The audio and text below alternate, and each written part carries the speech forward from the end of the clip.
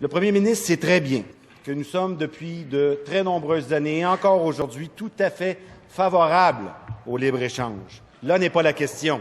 Être favorable au libre-échange, ça ne veut pas dire accepter aveuglément une entente avant même d'en connaître les modalités. Être pour le libre-échange, ça veut plutôt dire de s'assurer d'en tirer le maximum pour le Québec. Le premier ministre devrait donc jouer son rôle de chef d'État plutôt que de tenter d'en faire un débat partisan. Car il peut y avoir des conséquences, Monsieur le Président.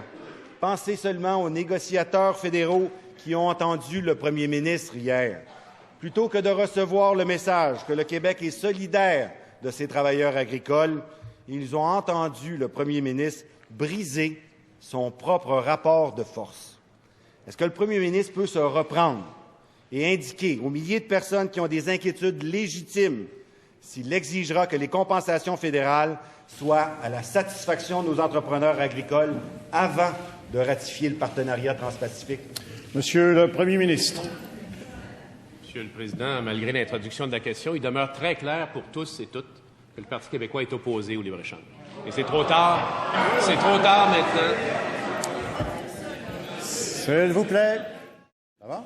Monsieur le Premier ministre. En fait, Monsieur le Président, ce qui a déclenché, je crois, l'hilarité générale, c'est la démonstration très maladroite du Parti québécois qui disait que si on avait été seul à la table du partenariat transpacifique, on aurait obtenu plus, ça aurait été beaucoup mieux pour les Québécois.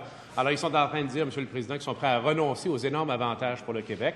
Il faudra peut-être rappeler la géographie qui fait en sorte qu'un Québec séparé n'aurait pas de côte sur le Pacifique. Maintenant, pour ce qui est de la défense des agriculteurs, Monsieur le Président, la vie agricole, il y a quelques jours à peine, de 6 septembre, titre « Gestion de l'offre, : incroyable appui du gouvernement du Québec ».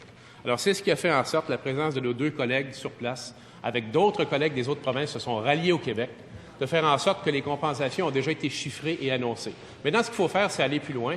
Comment dépenser de façon la plus efficace possible, ou investir plutôt de façon la plus efficace possible, ces compensations, par exemple en améliorant la productivité encore plus de nos producteurs agricoles, notamment dans le domaine laitier, et en se souvenant toujours, Monsieur le Président, qu'il y a des secteurs de notre domaine agricole qui bénéficient grandement du libre-échange.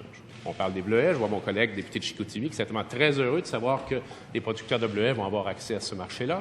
On parle de l'aluminium, on parle du canola, on parle du soya, on parle de l'aéronautique, on parle de la forêt. Les exemples sont très longs. Alors, il est en train de dire de façon, à mon avis, Monsieur le Président, irresponsable, que parce qu'on a des enjeux pour lesquels, oui, on s'inquiète et on va faire en sorte d'amenuiser l'impact au maximum, on devrait renoncer, pour le Québec tout entier, à l'immense avantage du libre-échange. C'est pour ça que je dis que, malgré ces paroles, il est contre le libre-échange.